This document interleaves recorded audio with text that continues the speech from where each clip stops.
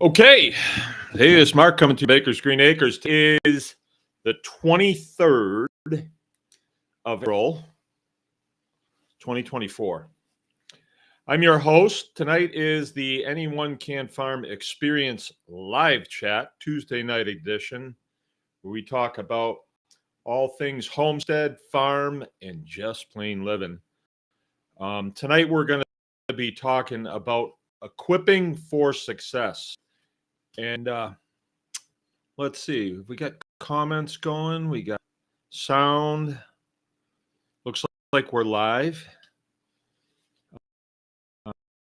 So, equipping for success. Tonight's show is going to be brought to you by the Anyone Can Farm.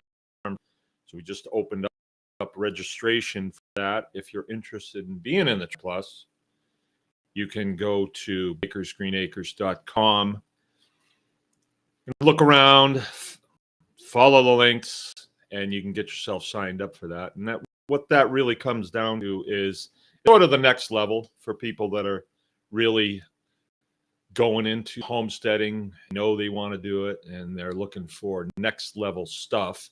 I mean, we talk about the good stuff on this show, but on that platform, you have the ability to speak directly to me via Zoom call.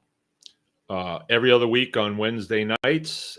At this point, it's every other week. Once, it is completely filled up, we plan to do it once a week. And you can ask America's premier homesteader, that's me, any question you want. And it's pretty neat because we have a Zoom type call. So everybody's pictures is on there. And we say it's an hour, but we always go 2 hours because it's actually kind of fun. It's like a support group for homesteaders, small farmers, and people who think that they might want to do it someday, things like that. So, and I'm really surprised that we bring in talent from all over the place. So there's many of us that had previous career fields before we were into homesteading or farming. And so we get a lot of that expertise over. And, there'll be questions, and I don't have the answers for it, but somebody else in the group might. So it's pretty good thing. Also, you get merchandise from our store, our online store. Break on Tribe Day when you come to Tribe Day. Any of the classes, you get a break on them. So it pay for itself for sure. The other thing is it kind of supports us in what we're doing, spreading the word about this. I am floored these days. We've been doing this for quite a long time. And nowadays, it seems like there's lots of people that are doing very similar things, teaching homesteading skills. And I think it's a thing. I think it's a great thing. Put us out of business. That's fine with me. I like doing it. I like sharing. I like teaching. I like doing classes. But I like it better if there was thousands of other people that were doing it, and I would just do something different if I wasn't needed anymore. So that's good. This is really all about striking back. And we are striking back at the machine that would like it very much if the only place that we could get our food from was from them, and our recreation and our peace of mind. But we've found that growing your own food is sort of a spiritual thing. It kind of fills a gap in the human heart, and there's just a lot of people that are drawn to it, and they don't exactly know why, but they are drawn to it, and they want to do things the best they can. Once you kind of get into it, it all gets really small, and you see it right in front of you, and you see how things fit together. And I'm really fortunate at this point to be able to still have contact with brand new people, and I'll know what they're talking about before they even get the sentence finished. because we do talk about this a lot and we think about it a lot. So it's a good thing. It's a good group of people to be in with. It's a good fellowship, and it's profitable, for sure. Profitable. It can be very profitable. It's skill building. It's entertaining. It's team building. It's educational for moms and dads as well as kids. There is nothing like a homestead as a training aid for school children. It couldn't be any better, because it's you step out of theory and you step into reality in the homestead. So kids have a tendency to think more reality based than theory based, which is good. Where off the homestead, let's say you live in town, what is reality? You know, towns or cities, they're kind of make believe. You know, that's really not how we were meant to live. It's just all about wealth building, and what kind of wealth is the question. Where in the homesteading world, we're definitely building wealth, but it's a different kind of wealth, and it's a more fulfilling, self-sustaining wealth, I would say. Like, I would say once you get $1 million, you know, the next million is probably not as big of a thrill as the first one, right? But with homesteading skills and the way of life and the revelations that you get on a regular basis, it's exciting and it's new, and you never say, "Well, I'm getting sick of this." I'm discovering new things every single day, and I probably, if I had a choice of anything that I could do, which I do have a choice, I don't have to do this, I would stay with this.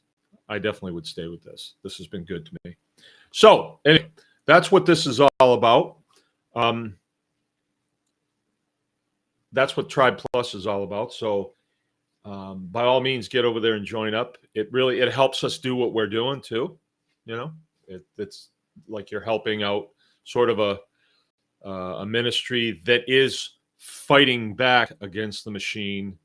And we're doing that by educating people on how to do these things. If people want to get into homesteading, let's fan the flames. Let's help them. Let's give them what they need. And most of the time, you get them started, get their nose in a groove, and look out, they take off. Okay, so we got a couple things coming up here. I remind you about these things every week.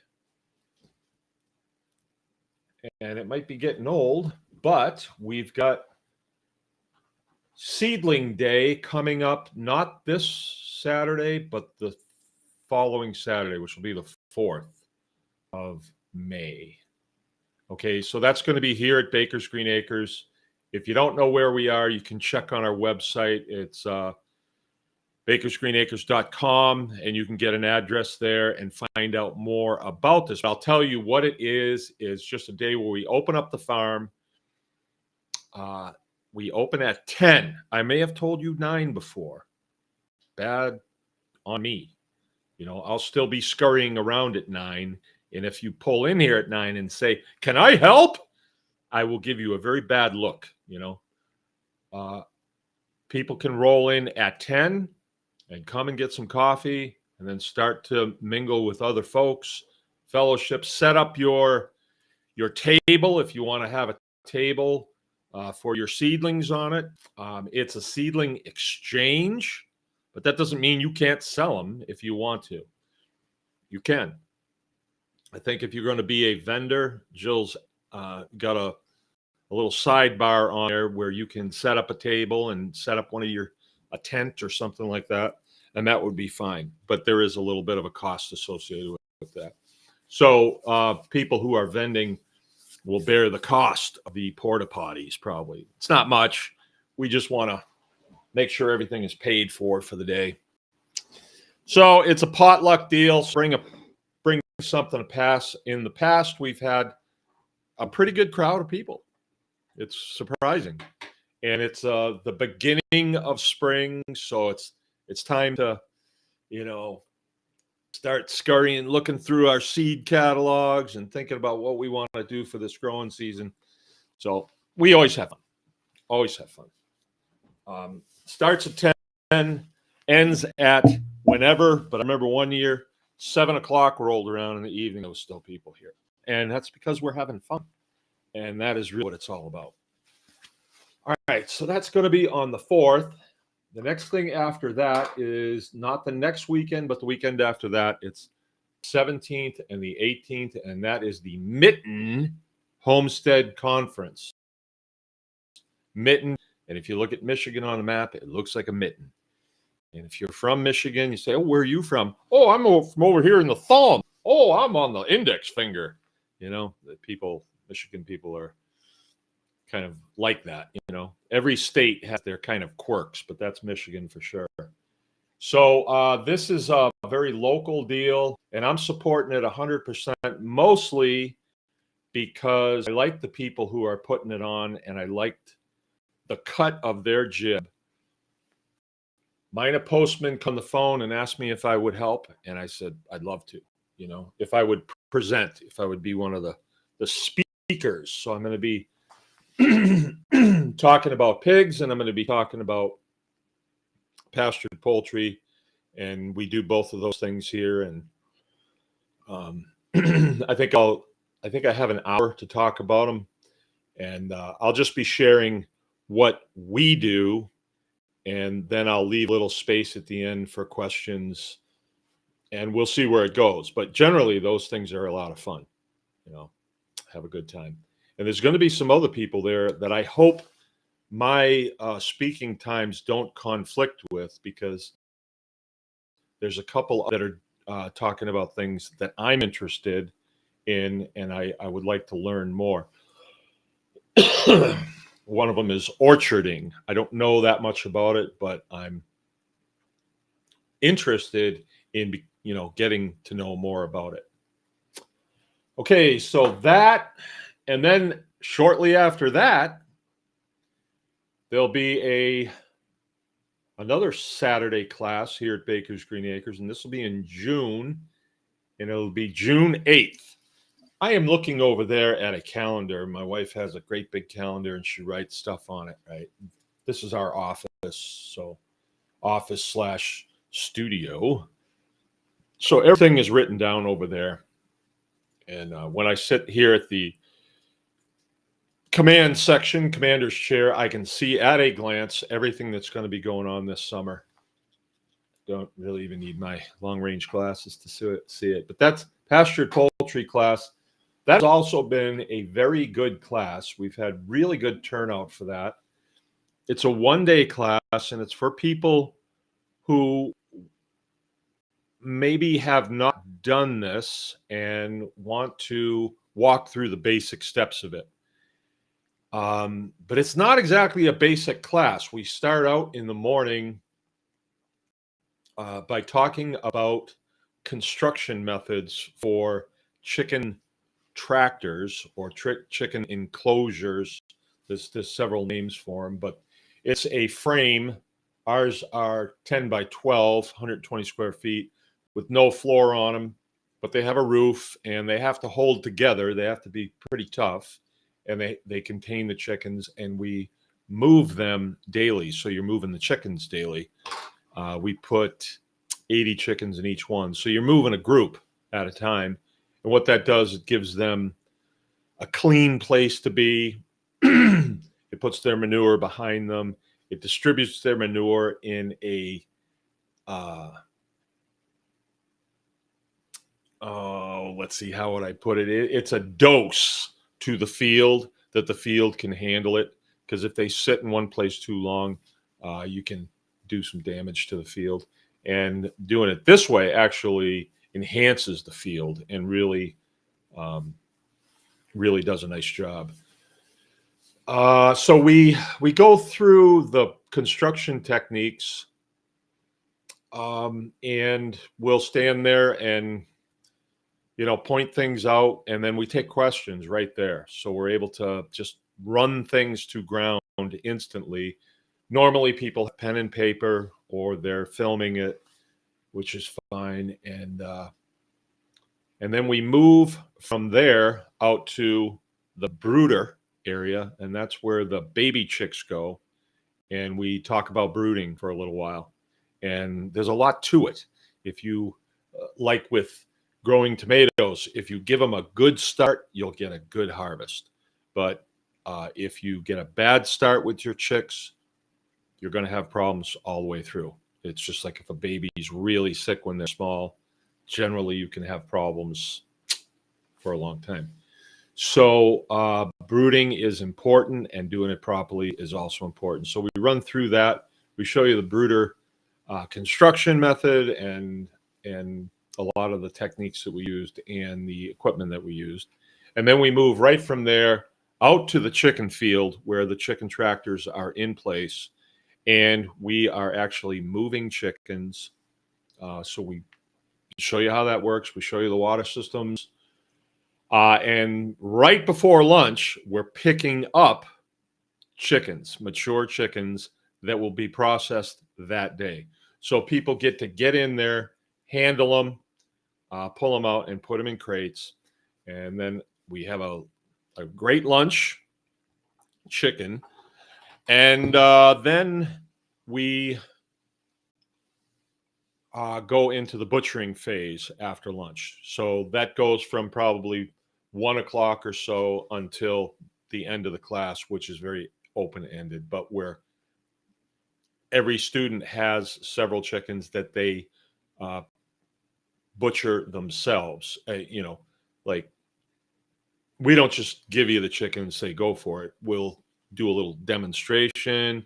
Do you need help with this? And generally people get used to it, and then they move into the evisceration table and learn how to eviscerate their chickens and then package them. We talk about marketing throughout the whole thing. So the class is designed to really do some damage. Like you could be driving home and you could be calling the hatchery and ordering your chickens. And by the time your chickens arrive, you could have your tractor built, your brooder built, and you could be ready to go. And then when they're done, you could be setting up your area where you're going to process them. And Bob's your uncle, as they say, right? So you'd be in really good shape. So it's a great class. I mean, when you equip yourself with real hands-on knowledge of how to do things, not the fluff, the real thing, the hard stuff, right? You will have that forever. Yeah, we're humans, and we might say, well, I'll do it next year. Why are you saying that? You're saying that because that one moment when you have to do the uncomfortable, you say, I'll do it next year. I'll do it later, right? Well, who knows if there'll be a later. And look at how far you're putting you and your family behind by not getting off your keister and getting it done. If you learn this, pastured poultry, they say that poultry is the gateway animal to full-blown homesteading. Who knows where this could lead?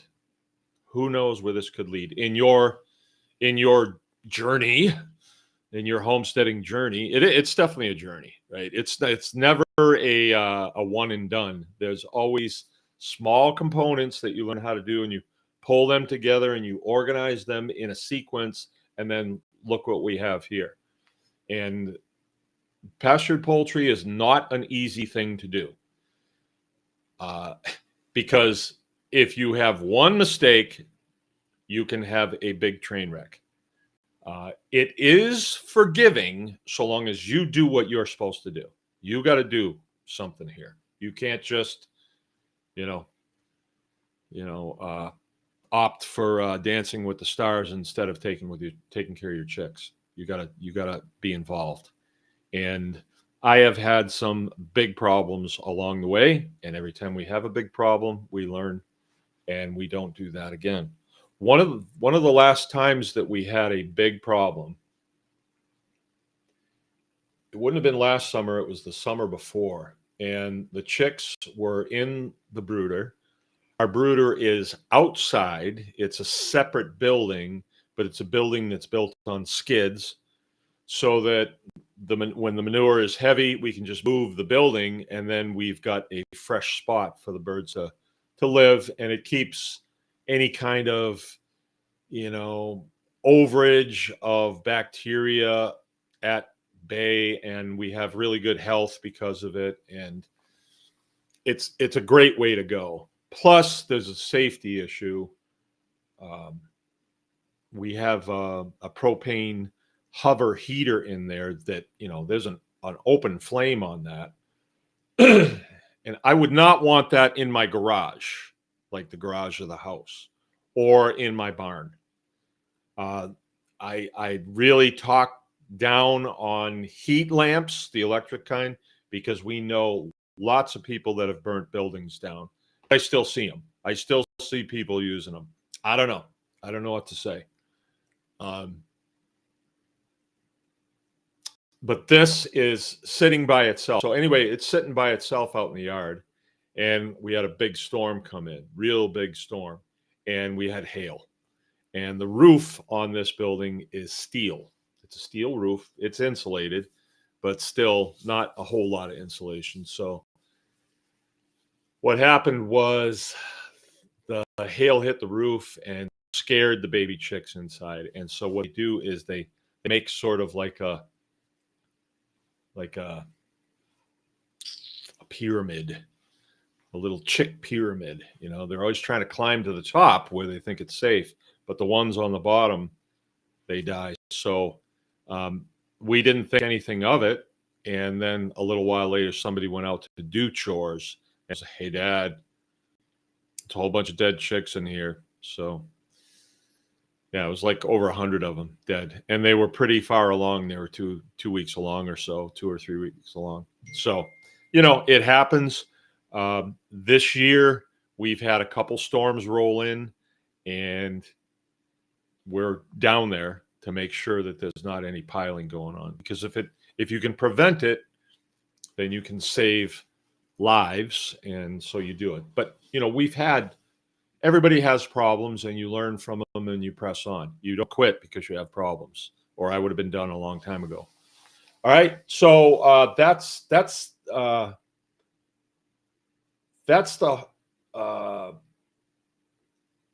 Pasture Poultry Day in a nutshell. It's a great day. If you don't know our family and you haven't been here, it's a good excuse for you to come and, you know, become part of the tribe and see how things are here, and we'll share some of the tricks of the trade with you. So that's what's coming. I won't go out any further than that. That's about all we need. So Mitten is a 2-day. It's Friday and Saturday. So I'm thinking that they've done a really good job of marketing that. So I think that's going to be a pretty good crowd there. And you know, Homestead conferences are a dime a dozen these days. It seems like they're doing them all over the place. And then they do the virtual ones too, which great. I went to a thing this Saturday, and I was actually the driver. It was at the Declare Homestead. It was like a woman's meetup, woman's get together thing for homesteading wives. I don't know the exact title. I just don't know. I mean, Beth up there, but I just don't know. And so I drove, and then I hung around with Tommy for a little while. And then when it cleared out and they were done, a bunch of people left, and a bunch of more people seemed like they showed up. And you know, we had a really nice time. We congregated in their greenhouse, and they had a lot of nice food in there and stuff. So we sat around and talked. These are all homesteader people. There was a couple of dairy people. They're right up my alley. So had a really nice time. And when everybody left, and it was just our family and the DeClerc's family, I especially noticed, and I think they agreed with me, that the virtual is good if you if you can't if you can't make the in person. It's good, but it's nothing like the in person. And why is that? Why is that? I've never watched church on TV. I don't think I ever have. So I can't really say that it's like that, but I believe that when you get together with people who are into homesteading things, growing things, fixing things, and making things that have to do with their occupation, their life, their existence on planet Earth, I think it is a spiritual event. I do believe it is. I know it is. I know it is. I had a really great time Saturday, but it wasn't like I was with a bunch of celebrities. That wasn't it. That's not why I had a good time. These people we were into the same things, and I think you meet on a spiritual level. I'm sure of it. I'm sure of it. And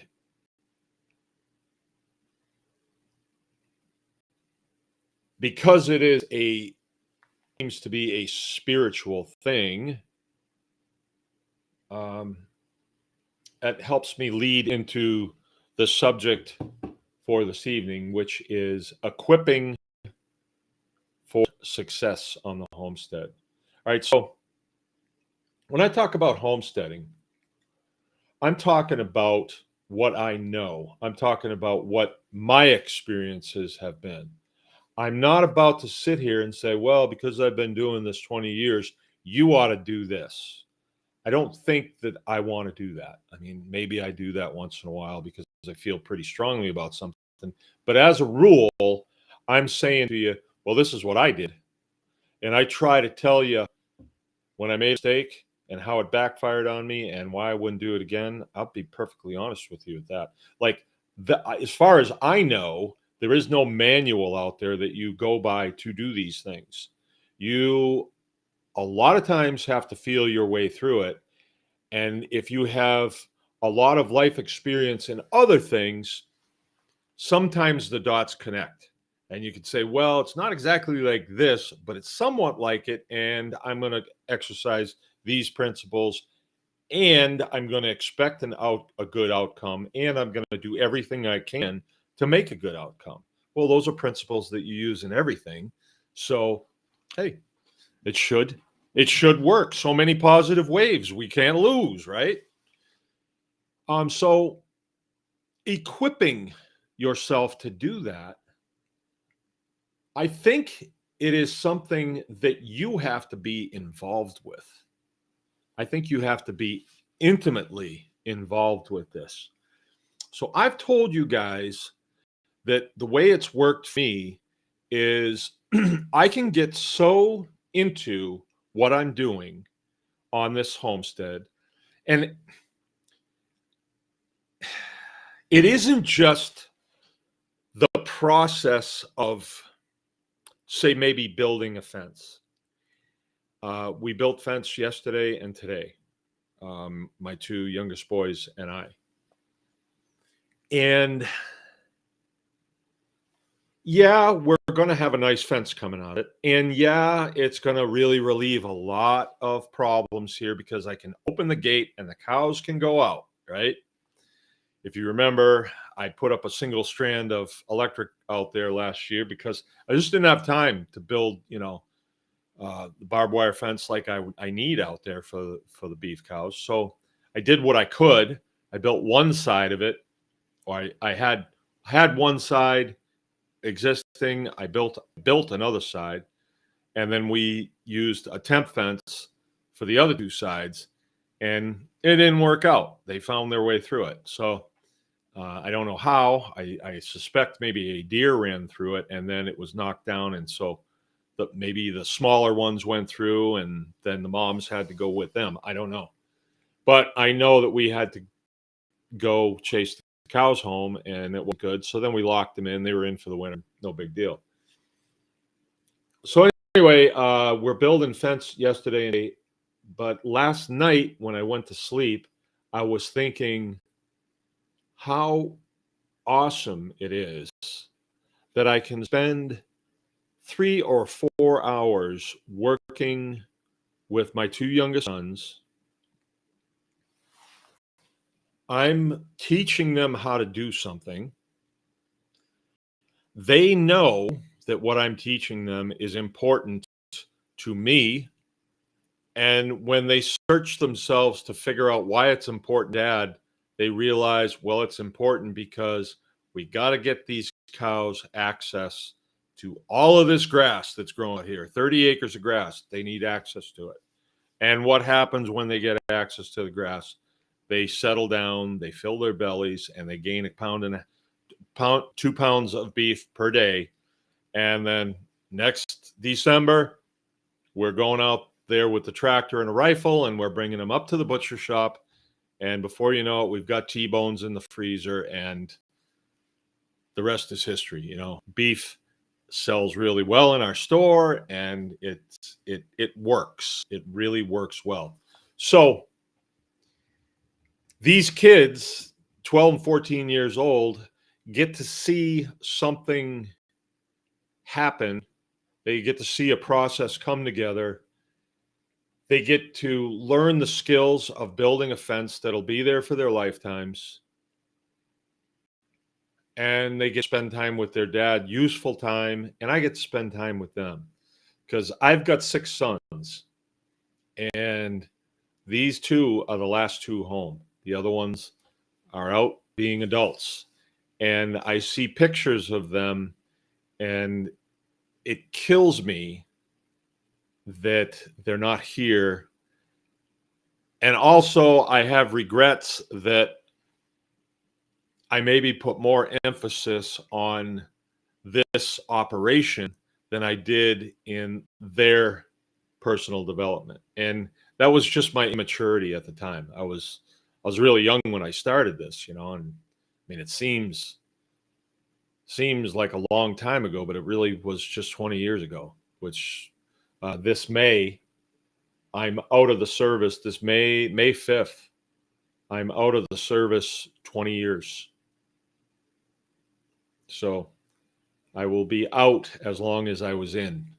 And I see pictures of myself when I got out, and boy, I looked like I'm a teenager, and I was 40, right? So anyway, how do you equip yourself for this journey is the question, right? There talk about equipping.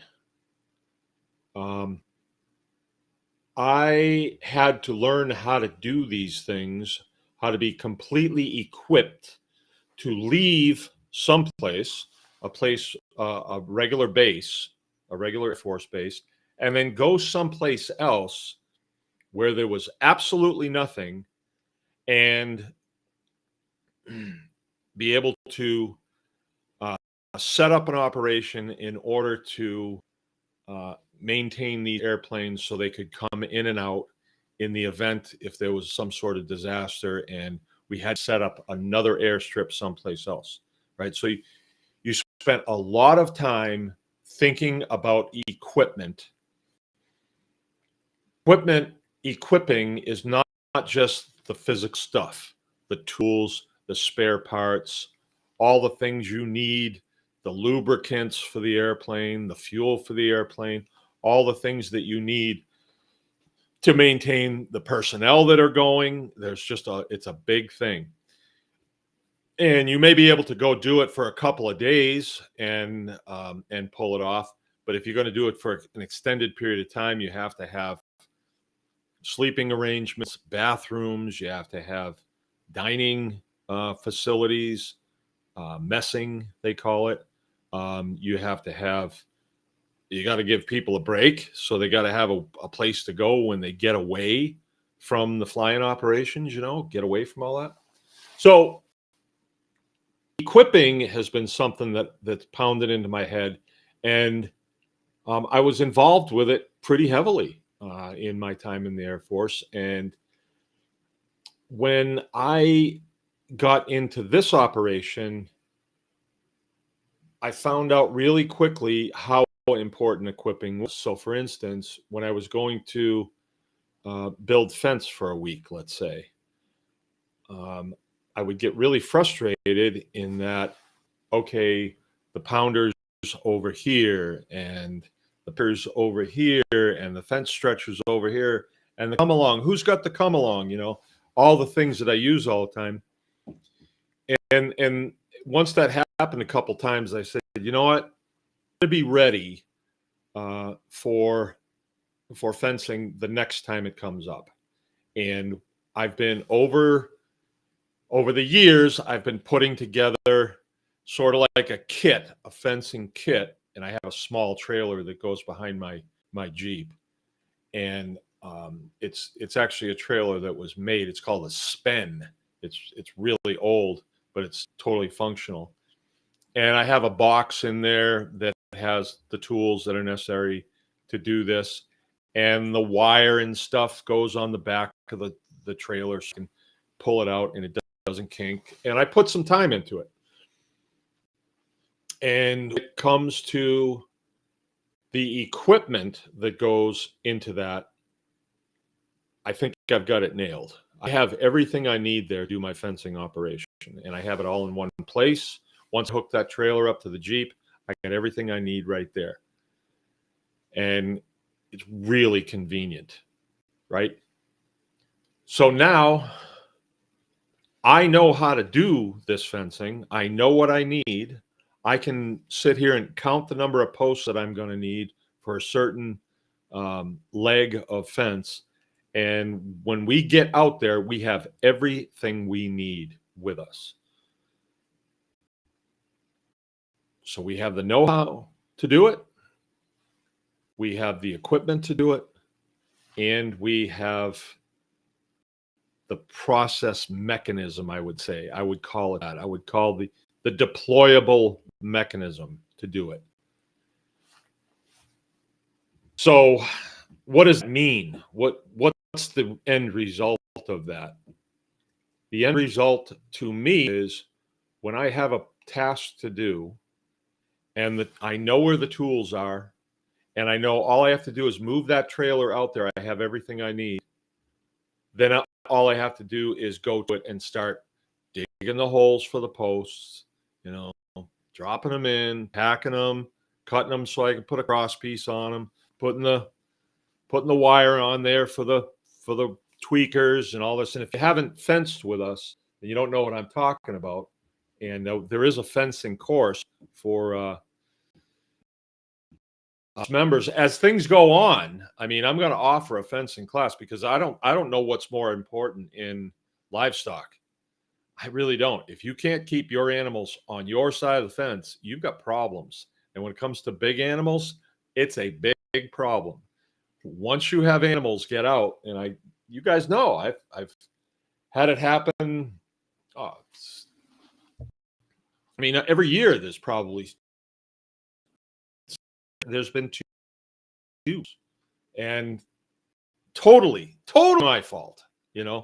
It's I wasn't doing what I was supposed to, and it bit me. I tried.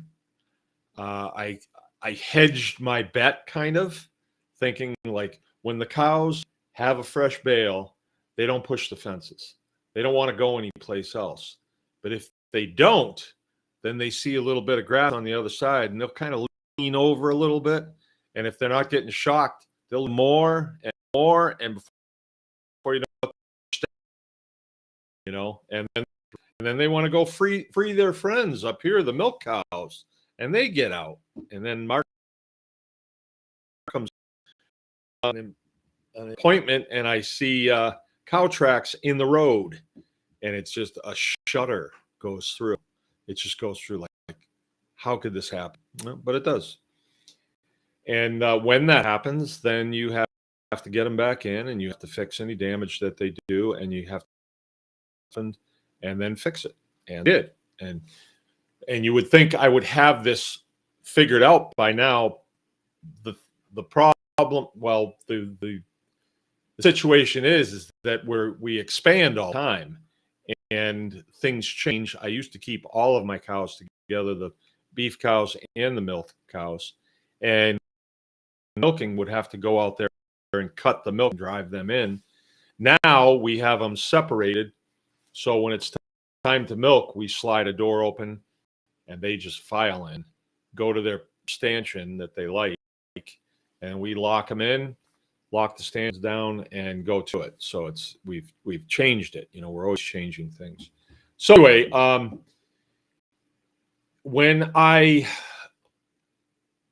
when you have a problem, like to me, that was a huge problem when my cows got out the last time.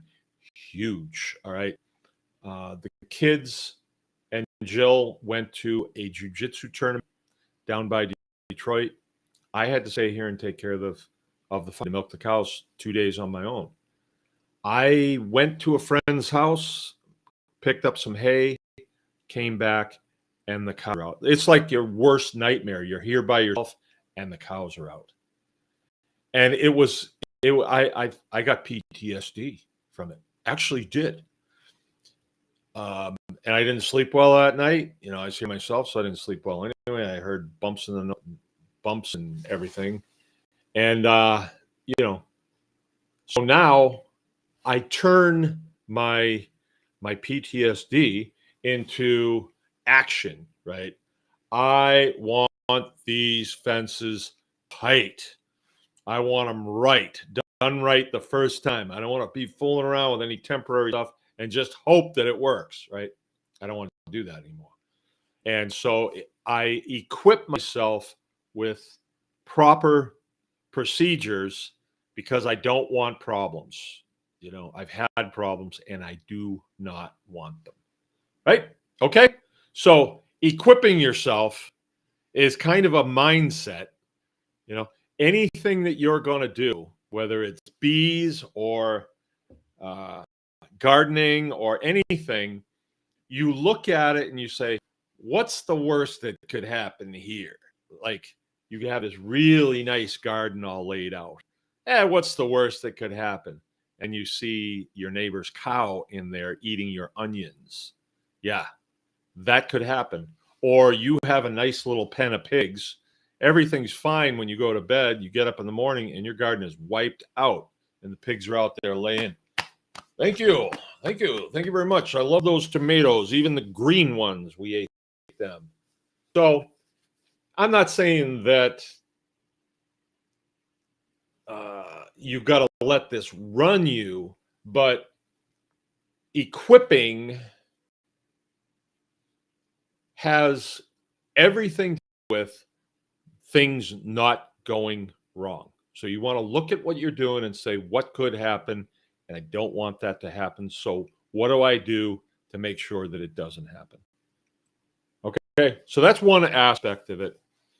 Another aspect that I think is really important is that you should be gaining new skills all the time. These classes that we have, and even like a seedling day, when you fellowship with other people that are into this type of lifestyle, you learn a lot of stuff. Me and my wife and I have been cold plunging now, and we figure it's been 3 years, and we figure it was on the second seed exchange day. We used to do the seed exchange day. Now it's the seedling day. We modified that slightly. We even changed the day. We used to do it in April, but April, can be kind of nasty, and we had a couple of them where we wound up everybody in the house because it was so cold out. And we got to talking to these two fellows, and they were talking about cold plunging. I mean, this one guy has a freezer that he keeps full of water or enough water, and he'll periodically plug it in to bring the water temperature down to go in it. And I thought, you're crazy, why would I do that? But then they start talking about the effects that it has on the human body. And I, then Jill started doing it. And then shortly after that, I said, well, I'm going to try that. And I did. And the short-term effects were tremendous. And then the long-term effects were even better. And then now there's all kinds of people talking about cold plunging. Joe Rogan, I heard him talking the other day with Tucker Carlson about cold plunging, so he's even doing it. So everybody's kind of into it. Well, I learned that from being with these other homestead type people or farm people. I think it was Andrew Cross and one of his chums. I'm sure it was. Andrew Cross is one of the guys that's in our tribe. He's a horticulturalist extraordinaire. So equipping, when you go to classes like this and really like the Mitten Homestead, the whole purpose of going to something like that is to, meet people who are doing what you're doing and have a nice time with them, but also sit in some of these classes and you'll come home and you'll know how to do something you didn't know how to do before. I learned mushrooms at a Homestead conference. It was the Small Farms Conference that they used to do here in Michigan. I don't know if they do it anymore. It was sort of taken over by the University Extension Service, and it kind of went to pot after that because they filled all the blocks with their professors, and so these are all theorists. How do you get money, grant money for your farm? That's what they would like to talk about all the time. So we quit going to that. But when in the old days, I learned mushrooms there. I learned biochar there, which we're big biochar fanatics around here. I'm sure other things too. That was where I first ran into Joel Salatin way back in 2005 when I was still wet behind the ears as far as this goes. And I thought the guy was off his rocker, actually, because when I came out of the military, my idea of farming was more you do one thing and you do it well. That was kind of my idea. And he was all over the place. No, you got to do this, this, and this, and this, as many things as you can, because if one goes south, you're covered. And so I've grown to respect that way of thinking. And, I've read his books and talked with him, and we even interviewed him on the show. Good guy. I recommend him highly for this way of life. Equipping, there's all kinds of books out there that you can read. There's all kinds of podcasts on homesteading and some really good ones. I think really good ones out there. I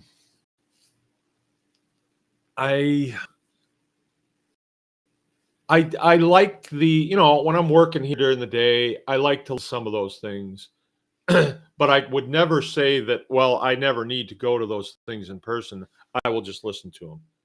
I probably won't. I don't want to be there because I like to spend time with other people that are into homesteading, right? So you can equip yourself with books and homestead videos and fellowship with other people. And, I think, I don't want to tell you what to do, but I think you need to work that, right? You need to work that hard and try and keep your mindset on that, on progressing, moving ahead.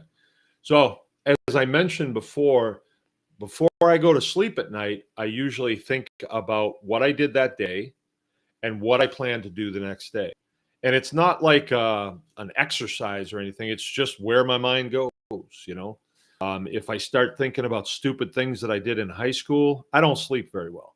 If I, you want to think about the things that you can change, and the direction of your homestead can change from great to terrible if you allow that, or it can go from, terrible to mediocre to great. But it takes your thought process. You need to be thinking, okay, when I do this, Sometimes I think about things so much that I get sick of thinking about it. And I said, just make the phone call, just do it. Just like I've been building this thing lately for our customers. Actually, it's not for our goats, it's for our customers, so their children can go in and they can pet little animals on an ongoing basis, like a little petting zoo. And I'm building it sort of like we build many other things, with no floor in it, so we can move it.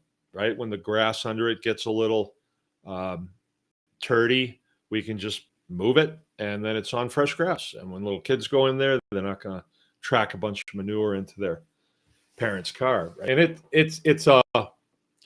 it's a big deal for little kids to pet animals. It really is. And then they're at their mom saying, "When are we going back to the farm? When are we going back to the farm?" And the mom is like, we will go get some milk. We will go get some hamburgers. We will get some pork chops. We need eggs. So we might as well go to the farm. They can be left alone. We don't have to interact with them. We will. We'd like to. I had a couple that were here today, and we talked with them for about 15 minutes. Actually, there was two of them, two groups, one single gal and one husband and wife, and very pleasant. They're in the store getting stuff. They both had little kids that were enamored with our emotional support goats, so it went really well. It went really well. And let's see. So equipping yourself is something that you have to say, I need to do this. Okay, let's get into a different type of equipment, right? We run, I see Crunchy Mama on here. We run a butcher shop on the farm. And when we started butchering, it was back at our previous farm, which was when I was still active duty, and we lived in Montana. And I started butchering when I shot my first deer, I think. I think that was it. And then it was like, I got to do this. And so I had never really opened up a big animal like that, but I just kind of did it, and it seemed to work out okay. And then it was, okay, I can do this. And then we kind of went from there. I would suppose the next thing I did was probably a pig. Yeah. So, but when we started, we really had nothing more than maybe a 22 rifle and a knife, like a hunting knife. And before I had the 22 and the hunting knife, I had nothing, right? So you can go from no equipment to minimal equipment. And now I have some pretty, I guess you could say it's not sophisticated, but it's specialty. Like I have a meat saw. I have a band saw that's designed to cut meat, and it does a really nice job, and it makes my product look professional and be evenly spaced, and it does a really nice job. I have an overhead, we call it the high rail. It's a rail that has a chain hoist on there, electric chain hoist. So when we bring a cow in there, a couple thousand pounds, we're able to hook onto that cow with a gambrel. You have to get those. Well, I made these ones, and you hook on, and then I can stand there pushing a button, and up he goes to the correct height for me, what I have to do on him, right? There was a time when we had just a tree limb. We still have that tree limb now, and there's still a rope on it, and the kids swing on it all the time. But that tree limb was all we had. And we were still able to butcher with it, but not at the level that we can now. Now we can do a lot more, a lot quicker, It's a lot less of a burden on us because we've equipped ourselves. There is times when I have to really back up from what I'm doing and say, you know what? It's about time I got a whatever. And but recently, when I was actually building the overhang last summer, I was building the beam up there. It was sitting on top of 2 phone poles out of 2x12s, 3 of them uh, that were glued together and bolted together. And I'd put these bolts through, and they're big bolts, and I'm twisting them with a ratchet. And I got like 20 of them to do. And I said, you know what? It's about time I had an impact driver here, an electric one. And so I went to Harbor Freight and I got one. I got a 1/2-inch drive electric impact made by, ready, Hercules. Now, if I'd have gone to like Home Depot and got one and it was made by, let's say, Milwaukee, they're bleeding out my pant leg, right? But I got this one for like $35 from Hercules. Who's ever heard of Hercules? Well, if you go to Harbor Freight, you probably have, because it's I'm not sure if it's the top of the line or middle of the line of their power tools, but I've been getting them and I really like them. You know, I like them because they do what I need them to do. It's not because I want somebody to see that I have a certain type of tool at my farm. What difference does that make? I've kind of gotten over that. I'm way over that,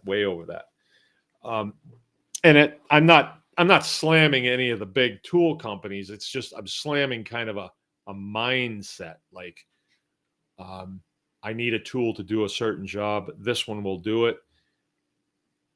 Is it proven? Is it sexy looking like a Milwaukee, or I don't know if you consider power tools sexy looking.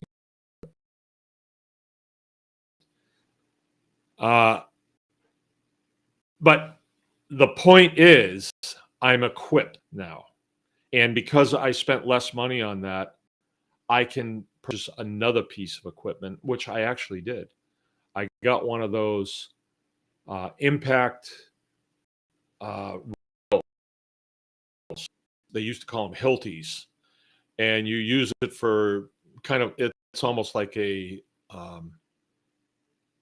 for breaking through concrete, like a pile driver or a I don't know what's the word, but anyway, I got one of those from Hercules, and we did a lot of work with it last summer, and turns out it was pretty good piece of equipment, and I've used it this year, and I'm probably going to use it a lot more this year. So your equipment, your hardware equipment, it's important that you have, or to me, it's important for me to have equipment that meets my skill level.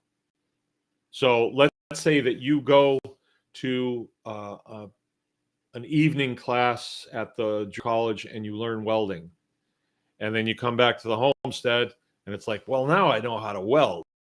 Phew, I'm glad I know how to weld, but you don't have. Well, time to get equipped. That's just an example of what I mean, right? So if you go into butchering and you're really getting into it, equip yourself with good tools and equipment that will make your job easier. And also,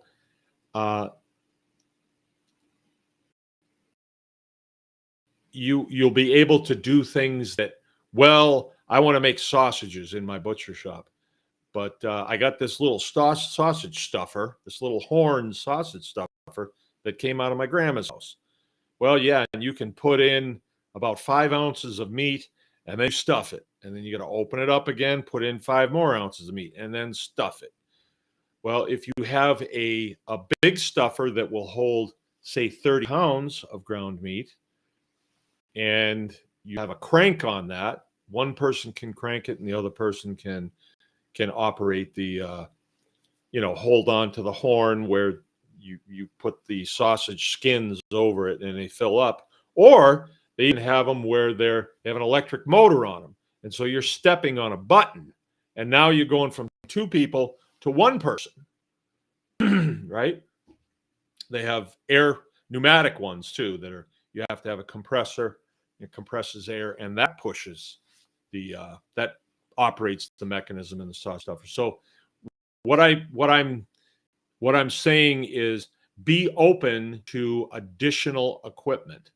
A lot of times when you get additional equipment, your mindset changes. Like when I got my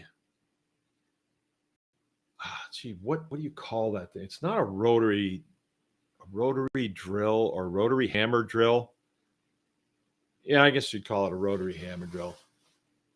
You can break concrete with it. It's got a it's like a little jackhammer, electric jackhammer. It's big, but it's two hands holds it. When I got that, then all of a sudden I'm thinking, hey, I can break concrete. I don't, just because it's concrete there doesn't mean I have to live with it. I can get through that. Huh. And then you kind of enjoy getting through it. It's kind of fun. So when you learn new skills, all of a sudden you're going to do new things. And then it opens up to you like, well, I could use this piece of equipment to do that better. And then, I think you want your homesteading experience.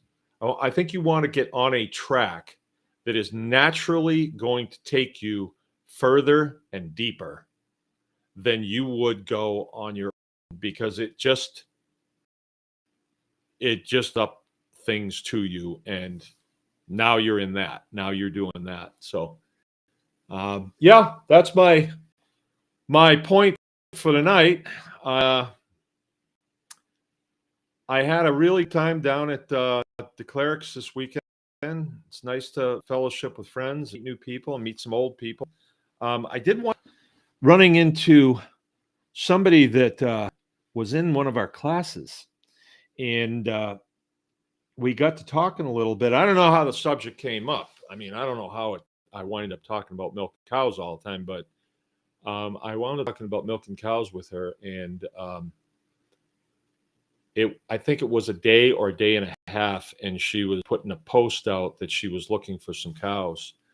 And then she sent me a post today from Craigslist from where she's at. I think they live over here. And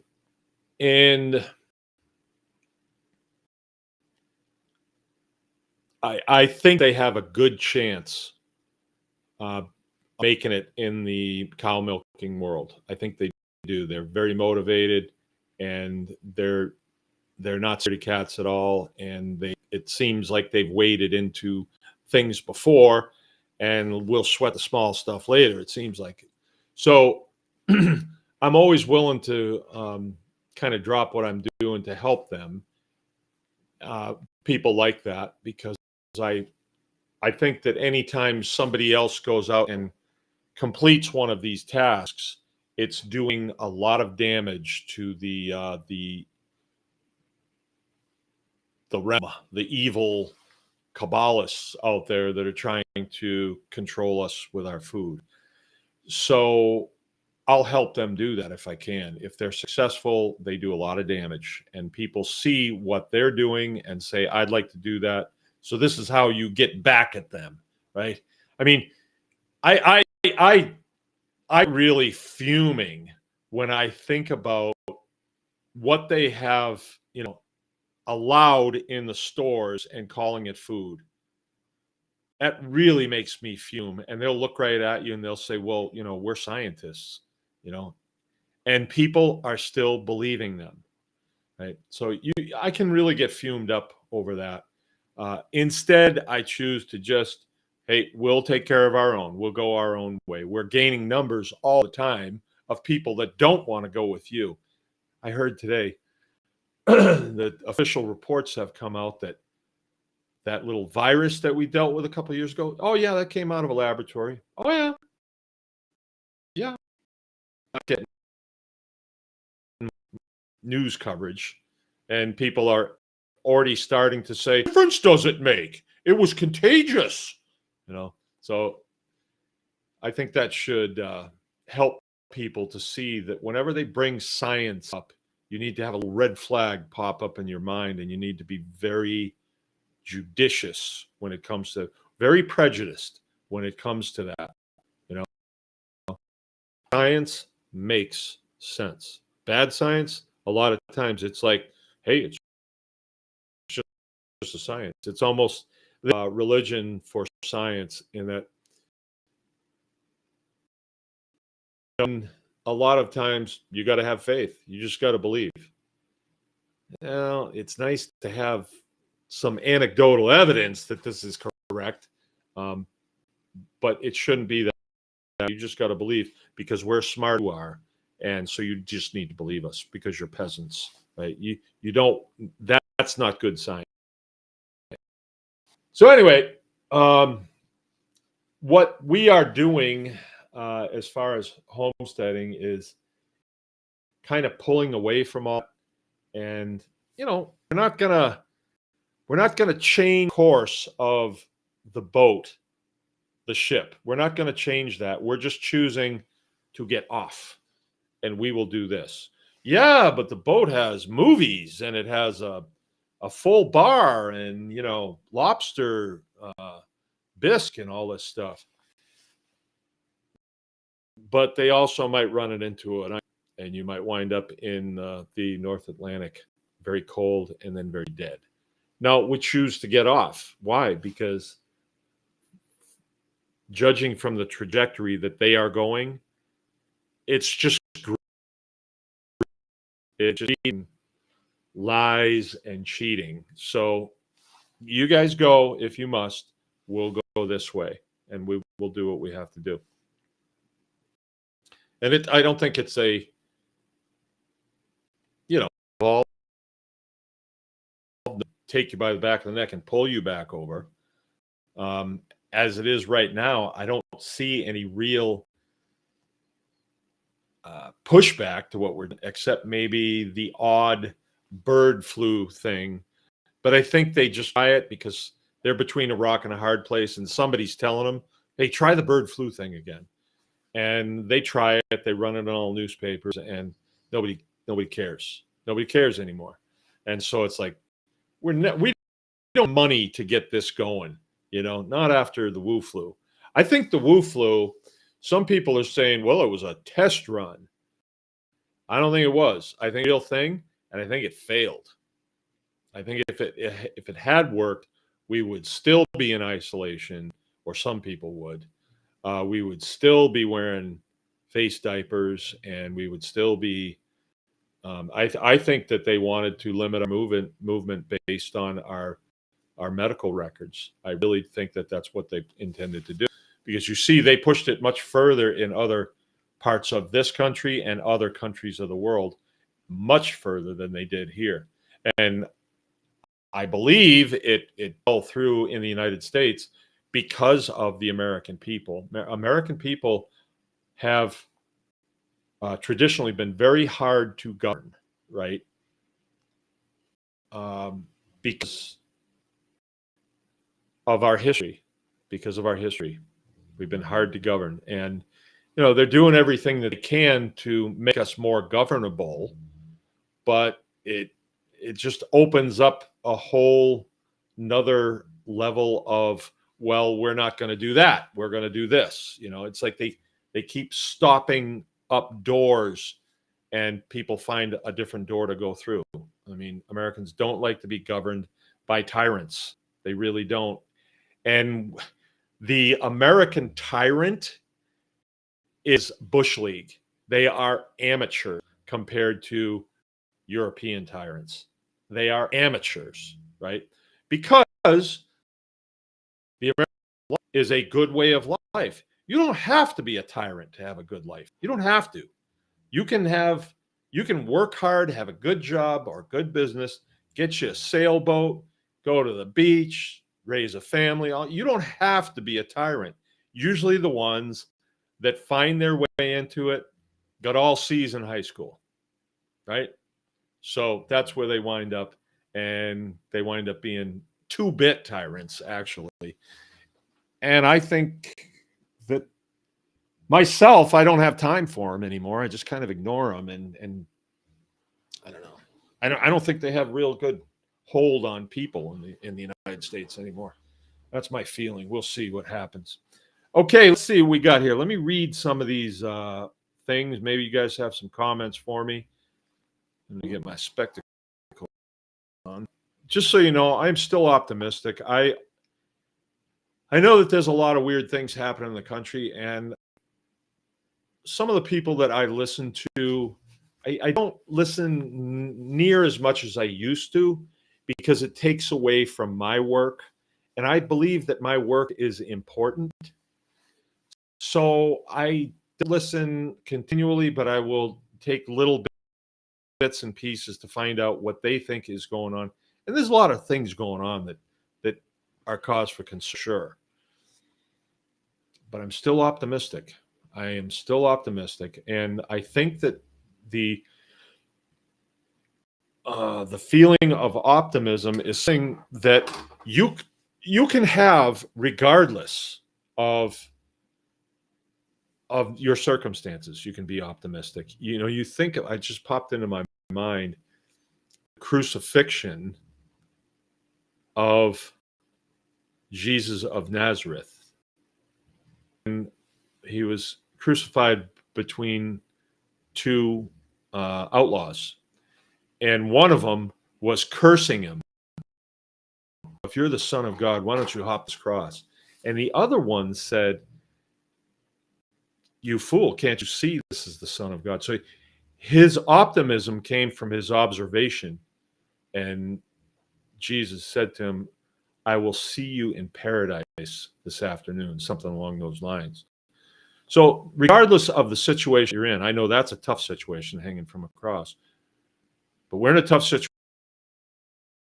now in this country, world, but somehow I feel like something good is going to come out of this. And although, you know, there's terrible things happen in the Middle East, there's terrible things happen in Washington, D.C., and the cities of this country are just like third world death zones now, I guess. Horrible.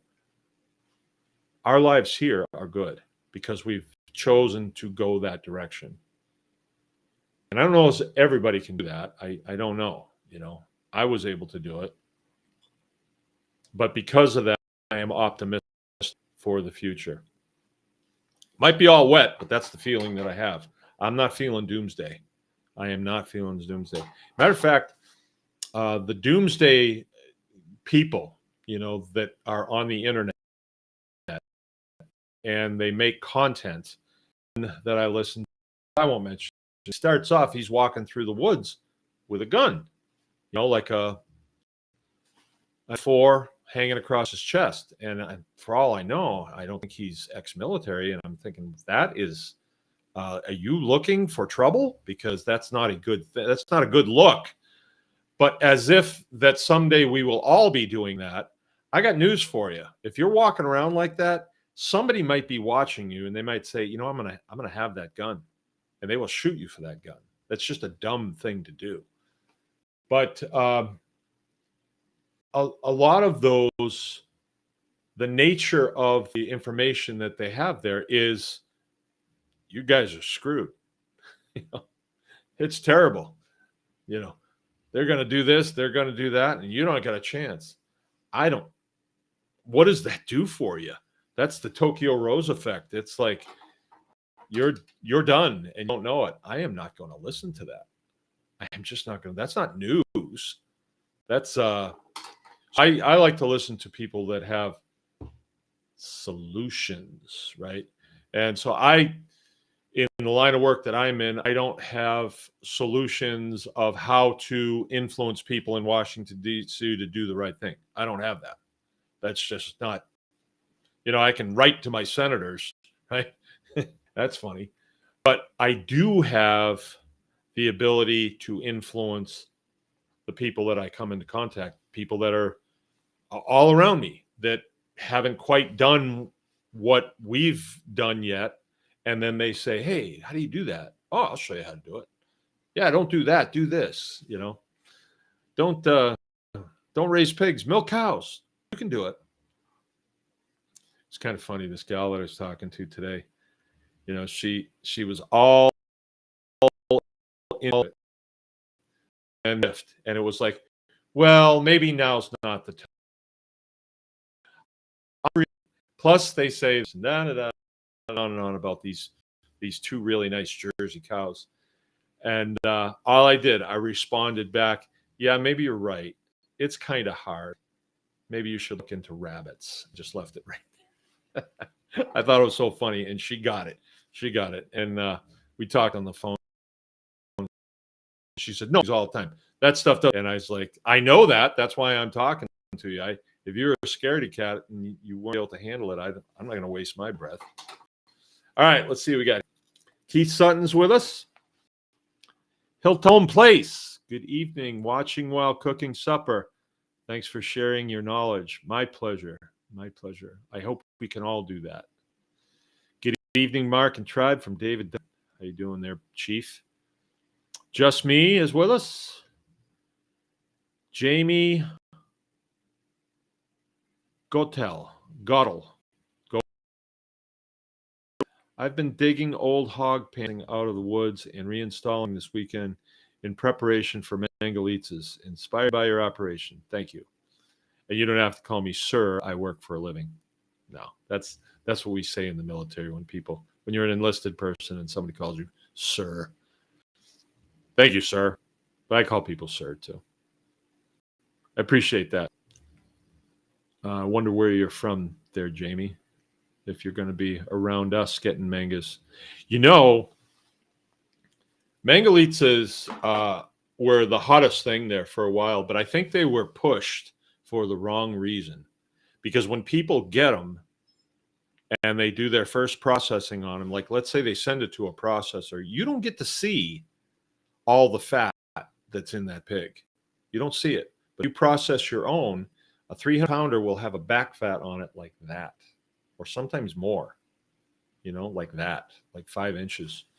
And when you get all that fat gathered up, sometimes people are overwhelmed, and there's this little voice in the back of their head that's told them their whole life that fat is bad. Don't eat fat, when in reality, fat is good. You should be eating fat, but you should be eating good fat, not bad fat. Bad fat would be, from commercial pigs that are fed a high diet of just corn and soy, genetically modified corn and soy, and who knows what else, because it winds up in the fat. But those pigs are bred for less fat, right? That was an engineering design. They wanted less lard fat out on the market because they wanted to start selling you seed oils like Crisco and like Wesson vegetable. Doesn't that sound nice? Vegetable oil. It's good. Sounds better than lard. Lard sounds kind of gross. You called somebody that's heavy lard ass, right? That's kind of a slam, right? But actually lard, good lard is you need that. It's compatible with the human body. Good tallow, lard being from pigs, tallow being from cows.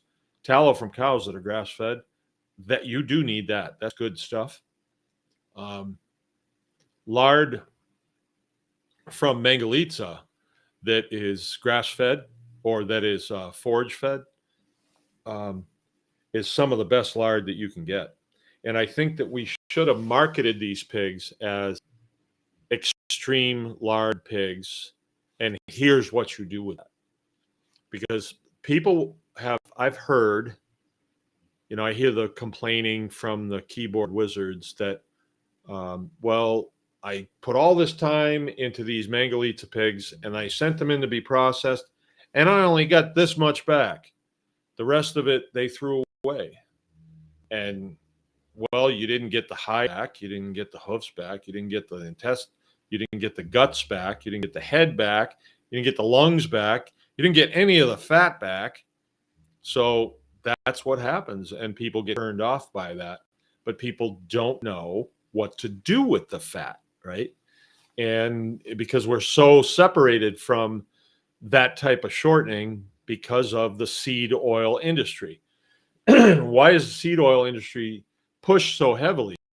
It's because it can take a seed that has no value and then squish it, make it into this golden colored oil that looks good and put a nice label on it.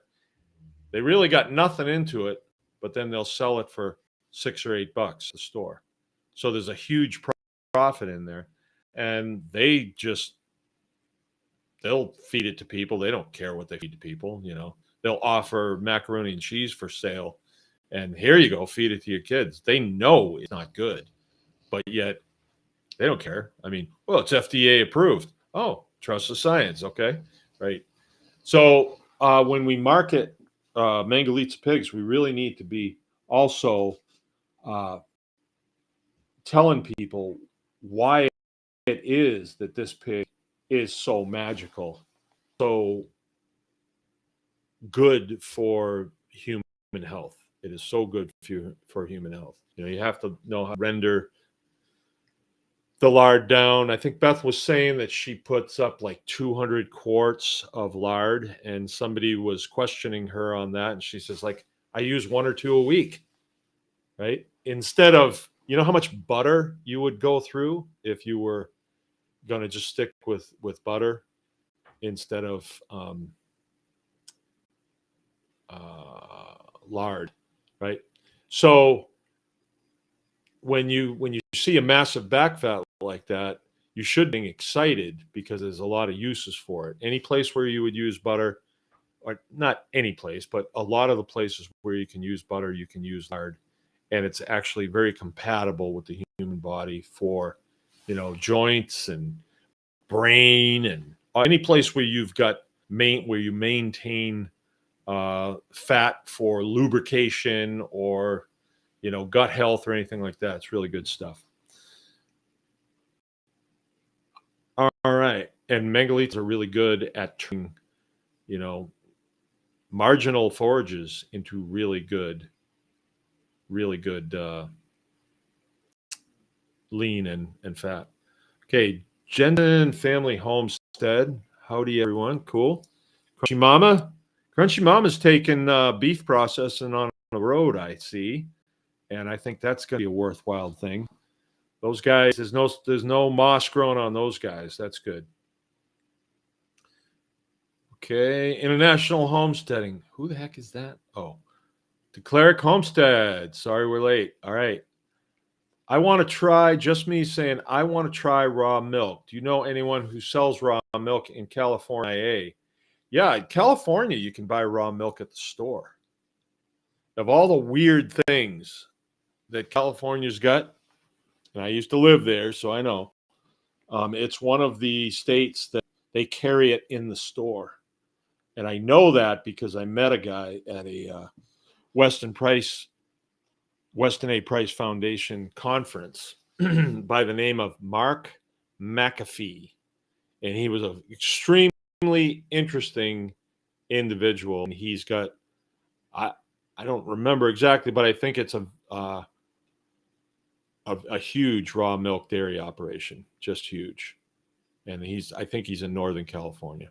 So that's where you can get it.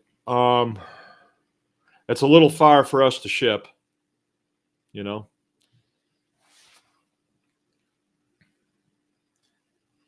Okay, let's see. David Duncan saying, I do believe young Isaiah Duncan is taking an optimistic leap. His story to tell, but he has talked with you about his plans a lot. Ooh, the plot thickens.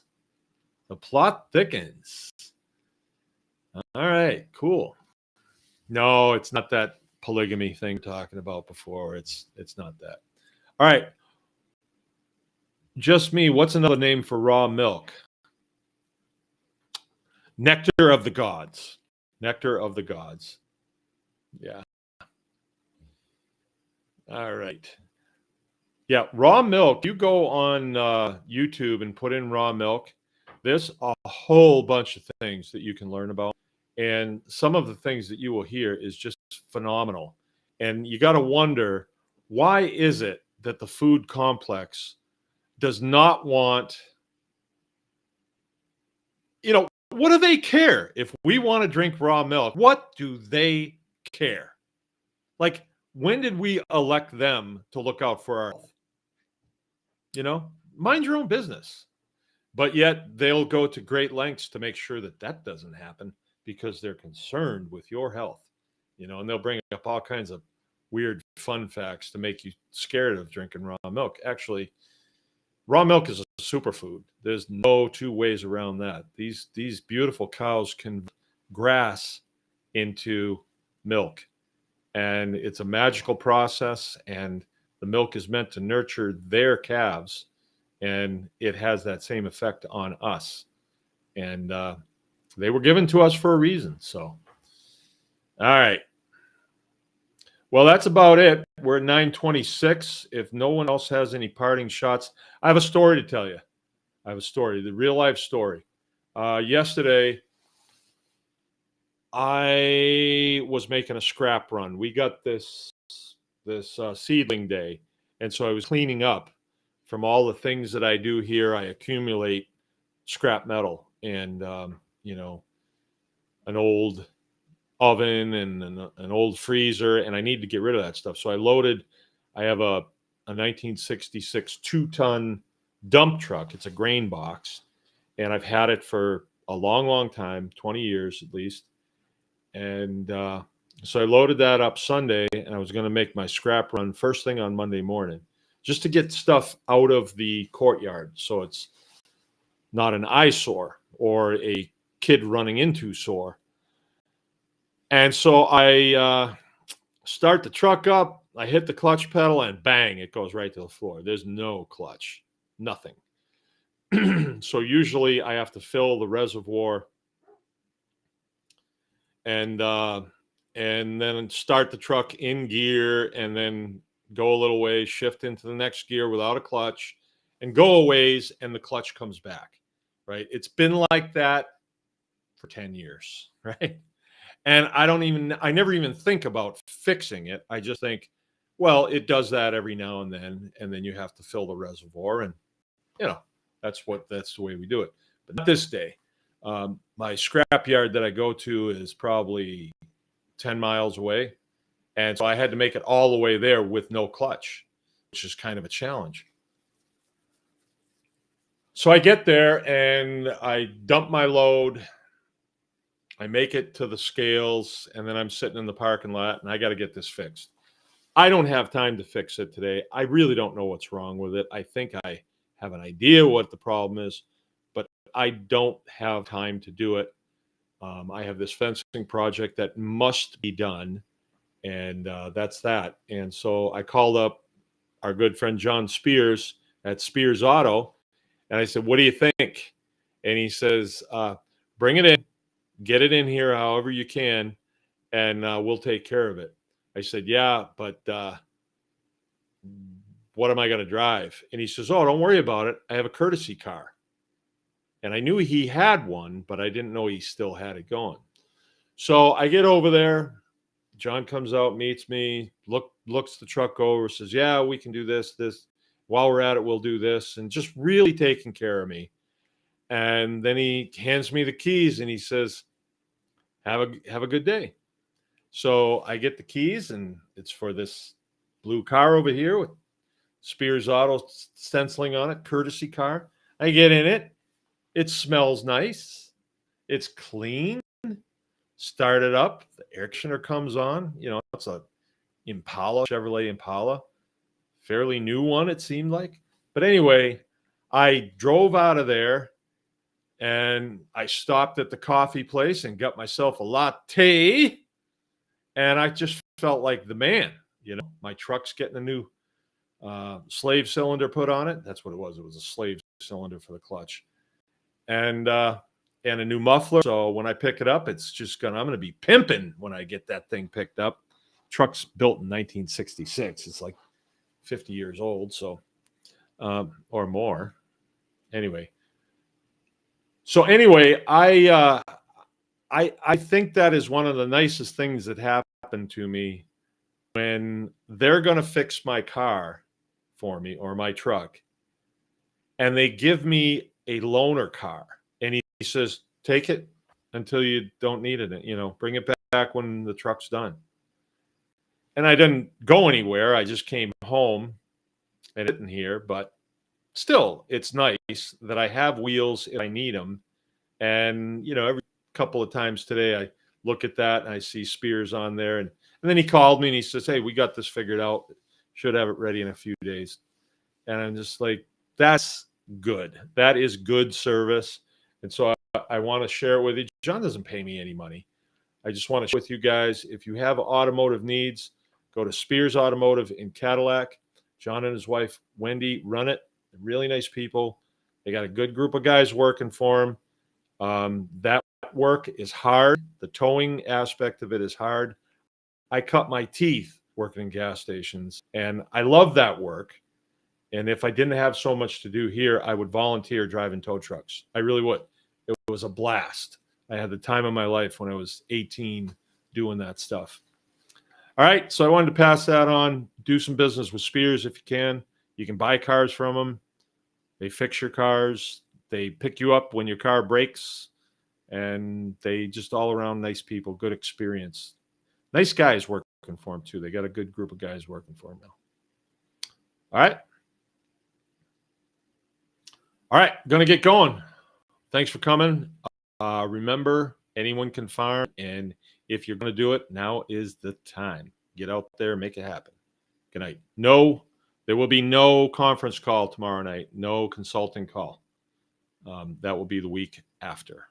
Okay, sayonara.